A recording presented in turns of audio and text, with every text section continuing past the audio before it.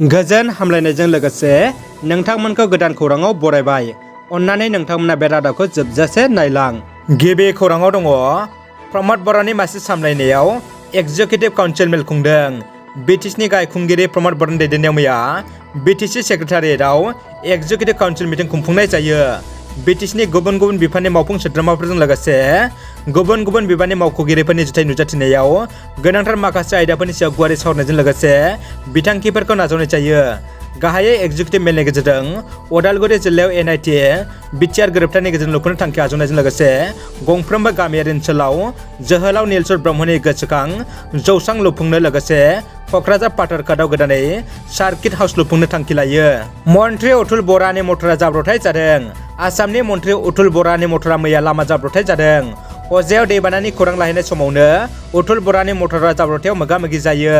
सोलोङाव फोरमायथिनाय बायदिब्ला आसामनि गिबि मन्त्रि डक्टर हिमन्त बिश्व शर्मानि बिथोन बायदियै हजायाव दैबानानि खौरां लाहैनाय समावनो मन्त्रि अतुल बरानि एस्कर्ट मटरा हजायनि बरबहाट 52 नं राजा लामायाव जाब्रबथाय जादों। रैखाथि बिफाननि गंसे मटरखौ अभारटेक खालामनो नाजानाय समावनो एस्कर्ट बलेर' मटरा उनथिंनिफ्राय सौवो। बे जाथायाव मन्त्रि अतुल बरानि एस्कर्ट मटरनि ड्राइभारा जखम जायो होननानै मिथिनो मोन्दों। भारतनि मुंदांखा बारग' क्रिकेटार आरो राजखान्थिगिरि नवजोत सिं सिद्धुखौ दिनै 34 बोसोरनि मोनसे गोजाम केसनि थाखाय जौसिन बिजिरसालिया 1 बोसोरनि जोबथेसालियाव थानांनायनि साजा होदों। मख'जाथाव दि 1987 मायथाइनि 2 दिसेम्बराव पार्किंखौ लाना 65 बोसोर बैसोनि गुरगाम सिं मुंनि बोराय सुबुंखौ सिद्धुआ बुदोंमोन आरो उनाव बुजानाय सुबुङा जिउ गोमादोंमोन। दानिया फैदो गुबुन मोनसे खौराङाव। आसामनि गिबि मन्त्रि डक्टर हिमन्त बिश्व शर्माया गोख्रों हुमखि होदों।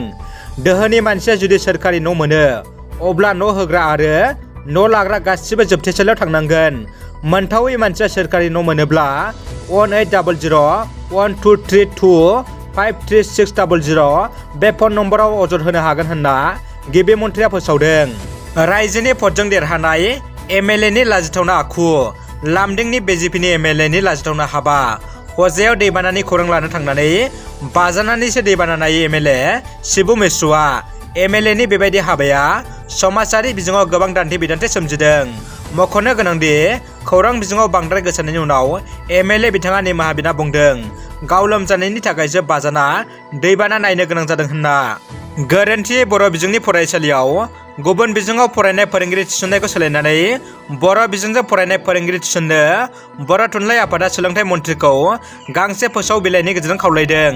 मख'नो गोनांदि गोबां बर' बिजोंनि फरायसालियाव गुबुन बिजोंनि फोरोंगिरि थिसननायखौ नुनो मोन्दों। दानिया फैदो जोबथा खौराङाव। गुवाहाटीआव सोरखारजों होस्रांजानाय दुखुथिया बर'फोरा बै जायगाखौ माब्लाबाबो नागारा। गोनां जायोब्ला बेयावनो हारा गारगोन, नांगौबा थैगोन होनना गोख्रों बुंथिदों। बे हानि थागिबि बर' हारिखौ आसाम सोरखारा होस्रांनाया थारैनो लाजिथाव आरो मुगैथाव। बिथांमोना बुंनाय बायदिब्ला 15 बोसोर नखर संसार जाबायमोन। बिसायख'थिनि समावबो हेमन्तआ गोबां खोथा होदोंमोन, नाथाय फोथायखेबस' खालामबाय।